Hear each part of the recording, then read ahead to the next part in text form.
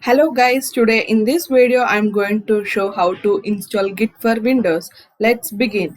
Now type Git for Windows in the browser. You can find this link in the description below. Here you can see there is 32-bit for Windows setup and 64-bit for Windows setup. Based upon your system processor, go for it. I am using 64-bit for Windows setup. Now you can click on that. You can see the download is started. Once it is done, open it.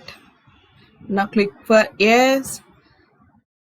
Now it's asking license, click next. It's asking the location where you want to install. If you want to change, you can change by clicking browser and click next. As I have already I'm getting this pop-up. Then next, go for the next and next. So here it is asking how to adjust your path environment. It is recommended to use Git for Windows.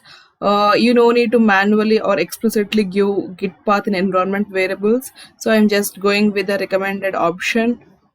I'm clicking the next, and these are all the recommended options. I'm just going and clicking next, next,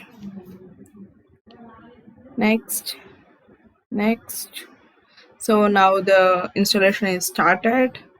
Wait for a few seconds.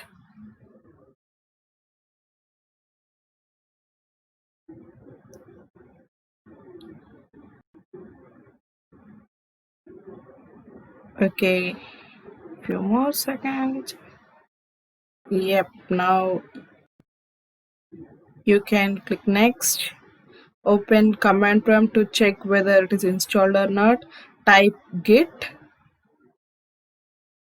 You can see following commands. Now it means you have successfully installed Git in your system. Let me know if you have any questions. Please comment it below. If you like this video, please subscribe for further updates.